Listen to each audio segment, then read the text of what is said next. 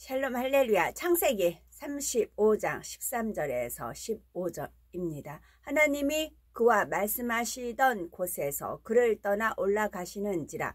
야곱이 하나님이 자기와 말씀하시던 곳에 기둥 곧 돌기둥을 세우고 그 위에 전제물을 붓고 또 그 위에 기름을 붓고 하나님이 자기와 말씀하시던 곳의 이름을 베델이라 불렀더라.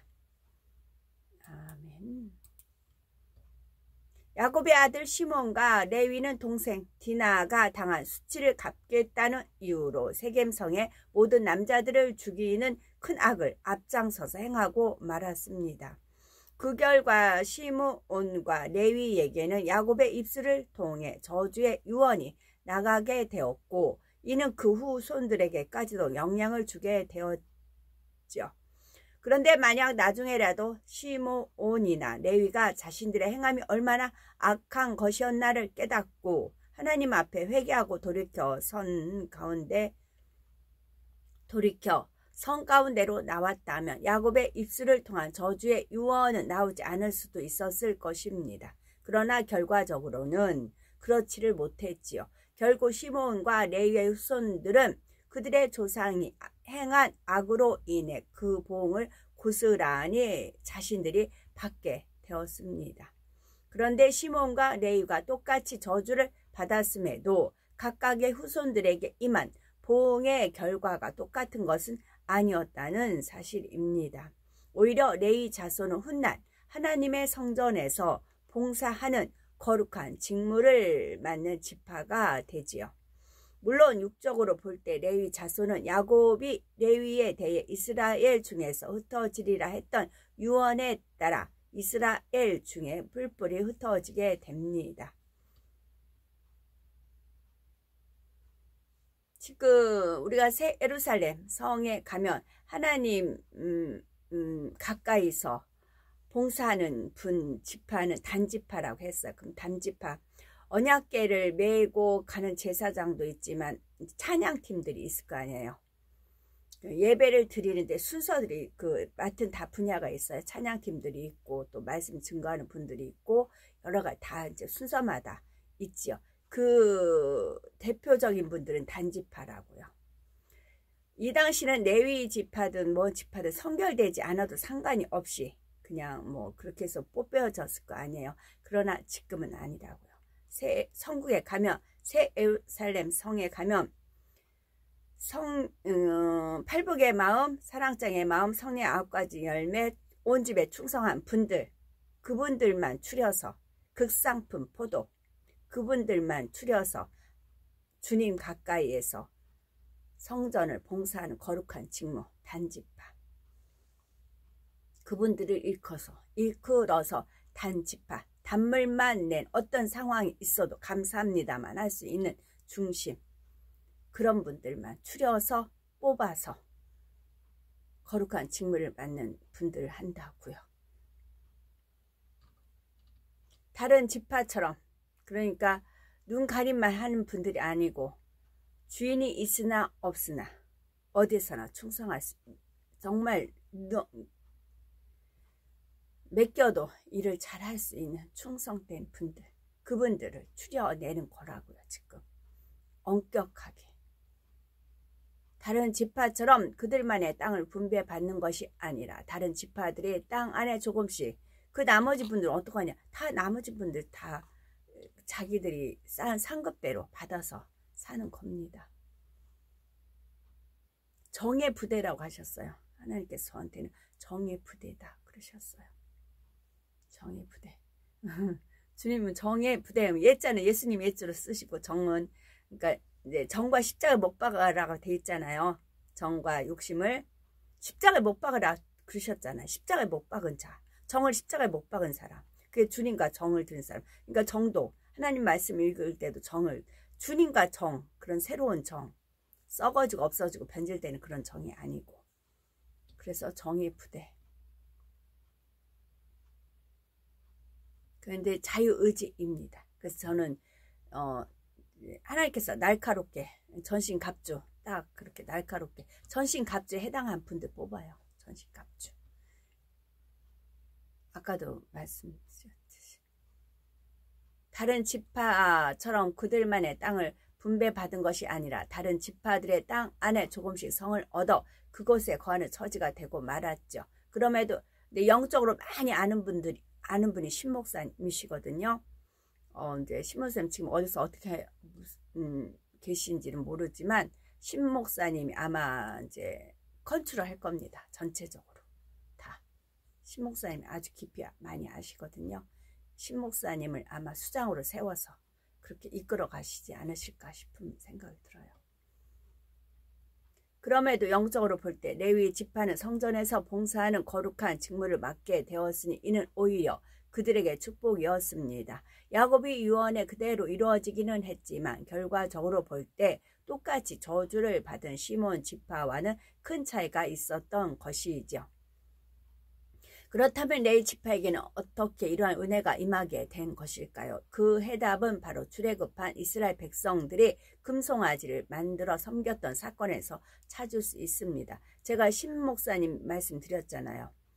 신목사님이 본인이 수요 예배였어요. 설교 준비를 했는데 영 안 잡히더래요. 너무 안 잡히더래요. 설교를 준비하는데 너무 안 잡히더래. 그래서 딱 포기를 했대요. 안 되니까 억지 쓰지 않고. 그리고 단에 섰대요. 딱 단에 서서 이제 저도 이제 하나님께서 가라고 해서 신목사님 사인을 하라고 해서 갔어요. 그러더니 그게 헤브라님 2005년 6년 이제 그쯤했죠. 이제 저를 보시더니 알았다고 그러시더라. 왜 말씀을 준비하지 못하게 했는지 알았다고 그러시더라. 그러면서 그때부터 종합 선물하면서 따라락 말씀을 풀어가기 시작을 하셨어요. 종합 선물이라는 제가 그 퍼즐이 있었거든요. 우리 종합 선물 받잖아요. 어릴 때 종합 선물 해가지고 있잖아요. 그래서 종합 선물이 있는데 그러면서 저한테는 이제 퍼즐 조각이 종합 선물이 떠올라졌죠. 이제 신목사님이 종합 선물을 했죠. 그리고 영계의 많은 비밀들을 알고 계시거든요. 제가 모르는 거 많이 알고 계세요. 저도 이제 신목사님을 통해서 또 배워야 되거든요. 모세가 하나님의 부르심을 받아 시내산에 올라가 있는 동안 이스라엘 백성들은 자신들이 가지고 있던 금을 모아 송아지 형상을 만들어 가지고는 그것이 자신들을 애굽 땅에서 인도하여 낸 신이라 하며 섬겼죠.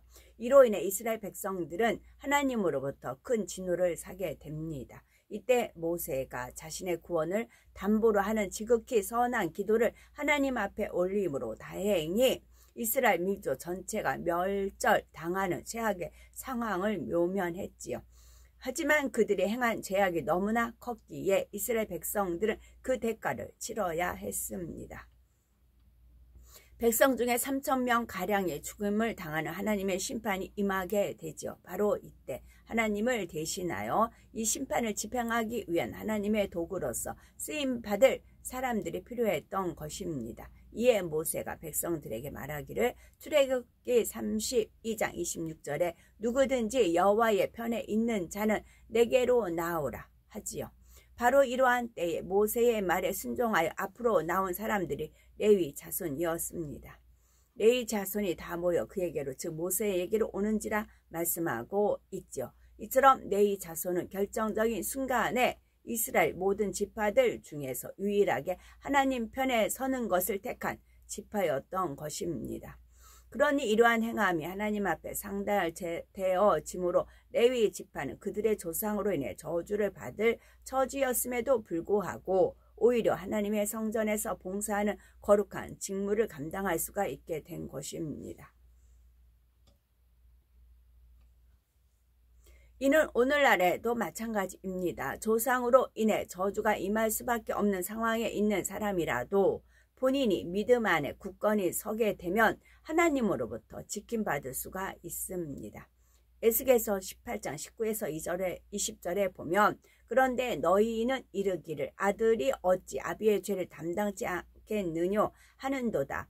아들이 법과 의를 행하며 내 모든 율례를 지켜 행하였으면 그는 정령 살려니와 범죄하는 그 영혼은 죽을지라. 아들은 아비의 죄악을 담당치 아니할 것이요 아비는 아들의 죄악을 담당치 아니하리니 의인의 의도 자기에게로 돌아가고 악인의 악도 자기에게로 돌아가리라 했지요. 부모와 자녀라는 영적인 끈으로 인해 부모의 죄가 자녀에게까지 영향을 미칠 수는 있습니다. 하지만 이런 경우라 해도 자녀가 법과 의를 행하며 하나님의 모든 율례를 지켜 행하면 그는 정령 살리라 말씀하셨죠. 결국 본인 자신이 영으로 들어가게 되면 조상이나 가족의 끈이라도 상관이 없다는 말입니다. 다만 본인 스스로가 가족과 끈으로 묶은 경우는 상황이 좀 다르지요. 이런 경우는 스스로가 묶은 것이기 때문에 나중에 어떤 문제가 왔을 때 그렇게 한 것이 잘못이었음을 알았다 해도 본인의 믿음으로는 해결할 수가 없습니다. 끈으로 묶인 가족이 함께 믿음을 내보이며 하나님을 감동시켜 드려야 하지요. 당장은 문제를 해결해 보겠다는 마음에서 그 순간만 하나님 앞에 나오는 척하는 것이 아니라 진정 마음 중심으로부터 하나님을 감동시키는 마음과 정성과 행함이 있을 때 문제가 해결되고 응답받을 수가 있는 것입니다. 그러나 이렇게 스스로 끈으로 묶은 것이 아니라면 조상이나 가족과 묶여진 영적인 끈이 있다 해도 본인이 신속히 육을 벗고 영으로 들어오기만 하면 얼마든지 주 안에서 보장받고 축복을 받을 수가 있는 것입니다. 13절에 보니 하나님이 그와 말씀하시던 곳에서 그를 떠나 올라가시는지라 했습니다. 이는 9절에서 야곱에게 나타나 그에게 복을 주신 하나님께서 그곳을 떠나 하늘로 올라가셨다는 말씀인데 이 말씀들만 문자적으로 봐서는 하나님께서 친히 야곱에게 나타나 말씀하신 후 다시 하늘로 올라가신 것처럼 보이지요. 그러나 하나님을 친히 대면하고 대화하는 것이 아무에게나 허락되는 것이 아닙니다. 모세는 온유함이 지면의 모든 사람보다 승하고 하나님 앞에 온 집에 충성하였기에 출애굽기 33장 11절에 사람이 그 친구와 이야기함 같이 여호와께서는 모세와 대면하여 말씀하셨다 기록할 정도였지만 그런 모세조차도 하나님의 뒷모습밖에 보지 못했지요. 출애굽기 33장 20에서 23절에 보면 또 가라사대 내가 즉 모세가 내 얼굴 즉 하나님의 얼굴을 보지 못하리니 나를 보고 살자가 없음이니라. 여호와께서 가라사대 보라 내 곁에 한 곳이 있으니 너는 그 반석 위에 섰으라. 내 영광이 지날 때에 내가 너를 반석 틈에 두고 내가 지나도록 내 손으로 너를 덮었다가 손을 거두리니 네가 내 등을 볼 것이요 얼굴을 보지 못하리라 하신 것입니다. 따라서 하나님께서 야곱에게 나타나셨다가 올라가신 것도 직접 하나님의 본체가 야곱 앞에 나타나셨던 것이 아니었습니다. 출애굽기 34장 5절에 보면 여호와께서 구름 가운데 강림하사 그와 함께 거기 서서 여호와의 이름을 반포하실세 하여 하나님께서 구름 가운데로 임하셔서 말씀하시는 장면이 나오는데 지금 경우가 바로 이와 같습니다.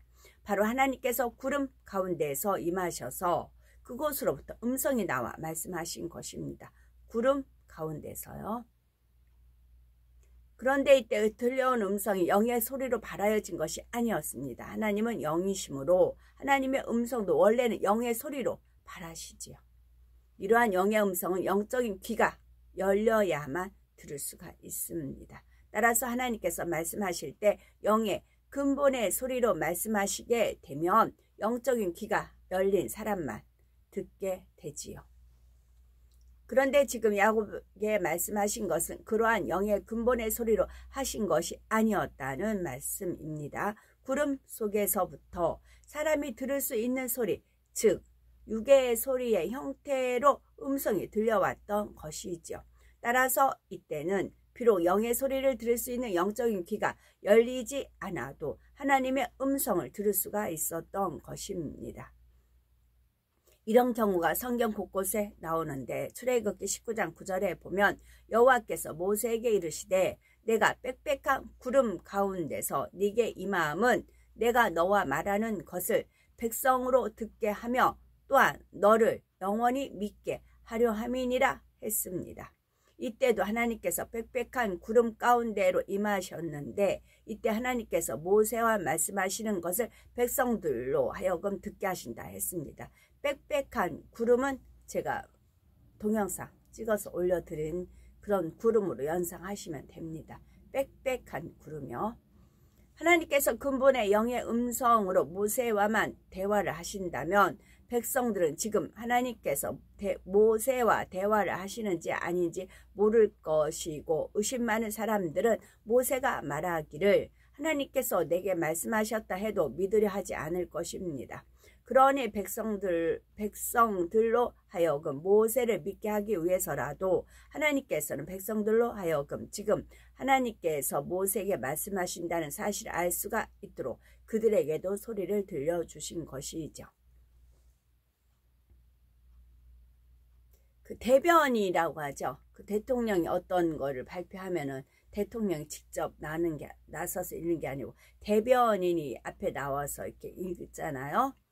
아마 신목사님이 대변인 역할, 그걸 수장이면서 대변인 역할인 거죠. 그렇다여 이때 백성들이 하나님께서 모세에게 하시는 말씀을 정확히 알아듣는다는 뜻은 아닙니다. 다만 백성들로 하여금 하나님께서 지금 모세에게 말씀하고 계시다는 사실을 의심하지 못하도록 하시기 위해 하나님께서 말씀하고 계시다는 것만 알 수 있도록 소리를 들려주셨죠. 요한복음 12장에 보면 이러한 상황에 대해 좀 더 구체적으로 알 수 있습니다. 요한복음 12장 28절에 예수님께서 아버지 하나님 앞에 올려드리는 기도의 고백이 있는데 이때 하늘에서 소리가 나죠. 이에 하늘에서 소리가 나서 가로되 내가 이미 영광스럽게 하였고 또다시 영광스럽게 하리라 하신 것입니다. 예수님의 기도 고백에 대한 아버지 하나님의 대답이었던 것이죠. 그런데 이 소리를 곁에 있는 사람들도 들었습니다. 하지만 그 내용이 무엇인지는 정확히 알아듣지를 못했지요. 29절에 곁에 서서 들은 무리는 우레가 울었다고도 하며 또 어떤 이들은 천사가 저에게 말하였다고도 했던 것입니다. 이에 예수님께서는 이어지는 30절에 예수께서 대답하여 가라사대 이 소리가 난 것은 나를 위한 것이 아니요 너희를 위한 것이니라 하셨죠. 즉 곁에 있던 사람들이 비록 하나님께서 바라신 음성의 내용을 정확히 알아듣지는 못했지만 적어도 그들은 예수님의 기도에 대해 하늘로서 소리가 나서 답하였다는 것은 결코 부인할 수가 없게 된 것입니다. 이처럼 하나님께서 육의 사람도 들을 수 있는 육의 소리로서 음성을 발해 주시면 사람들이 그 소리를 들을 수가 있습니다. 하지만 이때도 하나님께서 허락하시지 않으면 그 내용은 알 수가 없지요. 그래서 예수님 곁에서 그 소리를 들은 사람들도 소리는 들었지만 그 내용은 알 수 없으니 우레가 울었다고도 하고 천사가 말하였다고도 했던 것입니다. 이런 경우는 사도행전에도 나오죠. 그것은 바로 사도 바울이 되기 전에 사울이 다메섹 도상에서 주님을 만나는 장면입니다. 사울이 재밌네요. 서울 사자를 어자로 바꾸면 서울이네요.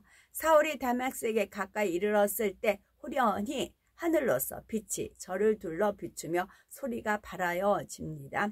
사울아 사울아 네가 어찌하여 나를 핍박하느냐 하는 소리였지요. 사울은 이 소리를 분명히 들었기에 주여 니시오니까 하며 여쭙니다. 이렇게 해서 사울과 주님 사이에 대화가 오고 가고 있었지만 사울과 함께 있던 사람들은 사울이 지금 누구와 무슨 대화를 하고 있는지 알지 못했습니다. 사도행전 9장 7절에 보면 같이 가던 사람들은 소리를 듣고 아무도 보지 못하여 말을 못하고 섰더라 했지요. 분명 무슨 소리가 들리기는 하는데 다른 사람들은 영안이 열린 것도 아니었고 하나님께서 사울과 주님 사이에 오고 가는 대화를 그들에게도 듣도록 허락하신 것이 아니었기에 단지 소리가 난다는 것만 알 수 있었습니다. 이처럼 하나님이나 주님의 음성을 육의 사람들도 들을 수 있도록 육의 소리로 나타내 주실 수가 있는 것인데, 그렇다 해서 그 소리가 누구나 다 알아듣는 것은 아니며 하나님께서 허락하셔야만 알아들을 수 있다는 사실입니다. 그런데 우리 중에는 사도행전을 읽으시면서 사도 바울이 다메섹 도상에서 주님을 만난 장면이 좀 다르게 기록된 것처럼 보이는 것을 발견할 수도 있을 것입니다. 바로 사도행전 22장 9절에 보니 사도 바울은 자신이 다메섹 도상에서 주님을 만나는 체험을 했던 동일한 사건을 설명함에 있어서 사도행전 9장 기록과는 좀 다르게 말하고 있습니다. 나와 함께 있는 사람들이 빛은 보면서도 나더러 말씀하시는 이의 소리는 듣지 못하더라 설명하고 있지요. 사도행전 9장 7절에서는 같이 있던 사람들이 비록 그 내용은 몰라도 소리는 들었지만 아무도 보지 못했다 했는데, 사도행전 22장 9절에서는 빛은 보면서도 나더러 말씀하시는 이, 즉 주님의 소리는 듣지 못했다 했던 것입니다. 그러나 이 두 말씀이 결코 서로 다르게 기록된 것은 아닙니다.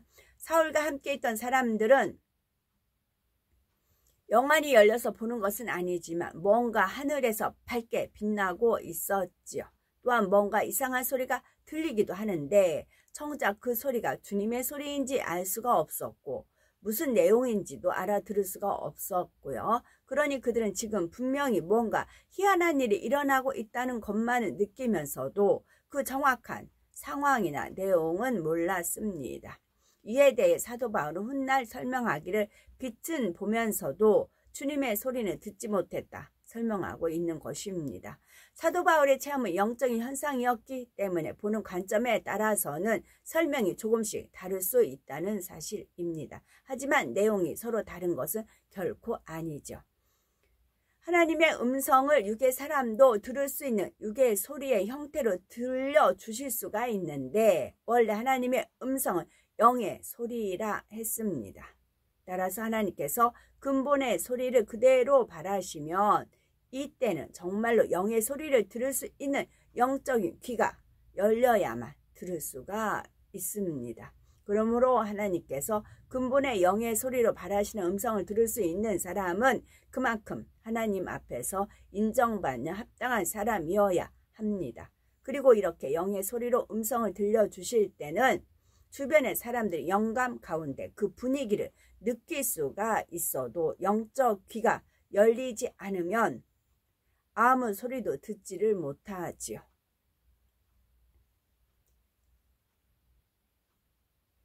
하나님의 음성은 마음으로도 들을 수도 있고 육적인 소리의 형태로 들을 수가 있으며 근본의 영의 소리로 들을 수가 있습니다.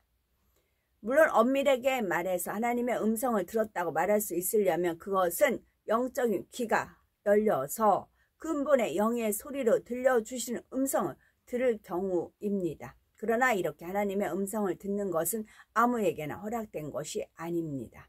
정말 하나님 앞에 깨끗하고 온전해야 합니다. 또한 하나님의 음성을 육적인 소리로 듣는 것 역시 특별한 경우이기도 합니다.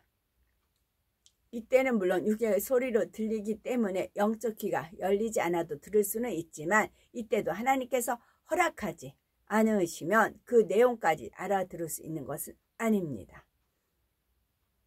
다음으로 마음으로부터 음성을 듣는 것은 오늘날 성령의 음성을 듣는 것과 비슷합니다. 하지만 성령의 음성은 우리가 언제든지 들을 수가 있는 것이지만 하나님의 음성을 마음으로 듣는 것은 하나님의 뜻 가운데 허락되어야 합니다.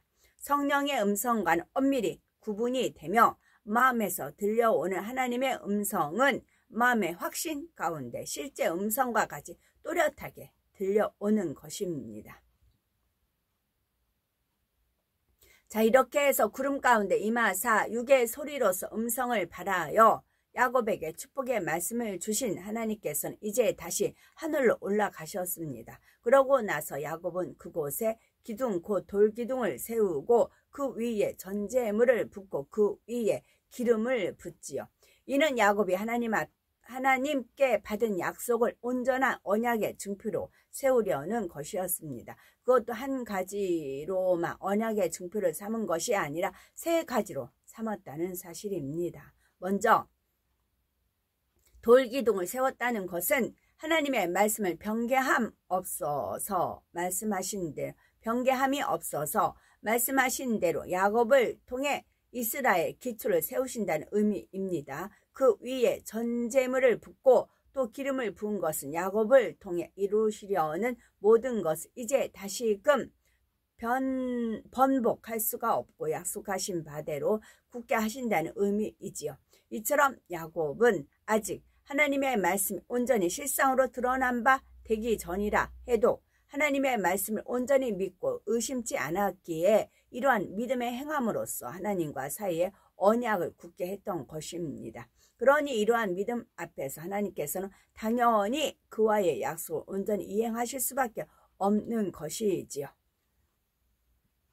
물론 하나님의 약속은 항상 신실하기에 반드시 이루어지지만 야곱이 이와 같은 믿음의 행함은 하나님과의 신뢰관계를 더 굳게 하며 결국은 더 온전한 보장 가운데로 들어가게 하신다는 사실입니다. 어떤 사람과의 관계 속에서 우리는 항상 상대의 약속을 지킬 마음이고 또한 실제로 그렇게 한다고 할 때 그렇다 해도 상대방 역시 우리에게 신뢰할 만한 증거를 나타내 보이는 것과 그렇지 않은 것과는 그 사람과의 신뢰 관계에 있어서 큰 차이가 있습니다. 이처럼 하나님과의 관계에 있어서도 하나님께서는 우리의 중심을 다 아시지만 우리의 믿음의 행함을 먼저 내보이는 것과 그렇지 않은 것과는 큰 차이가 있다는 사실입니다. 정말 하나님께서 주신 말씀을 믿는다면 꼭 눈에 보이는 결과가 나타나야만 그때 가서 감사하고 기뻐하며 예물을 드리는 것이 아닙니다. 다 이루어 주신 후에 하겠습니다 하는 것은 참 믿음이 아니며 누구나 할 수가 있지요. 분명히 말씀대로 이루어 주심을 믿으면 미리 감사로 기도하며 때를 쫓아 금식과 예물로 정성껏 아버지 하나님 앞에 드리게 됩니다. 아버지 하나님께서는 바로 그 믿음을 보시고 더 크고 놀라운 축복으로 역사해 주십니다. 이런저런 시행착오도 있지만 오래 참고 욥기 8장 7절에 보니 네 시작은 미약하였으나 네 나중은 심히 창대하리라는 말씀과 같이 우리는 믿음으로 이루시는 하나님의 역사 또 하나님의 말씀은 결코 변함이 없고 틀림이 없음을 믿고 우리는 나가야 된다는 말씀입니다. 아버지 하나님께서는 지금 바로 이와 같은 믿음을 가지고 하나님께서 우리를 놀라운 언약과 함께 영적 장수를 찾으십니다.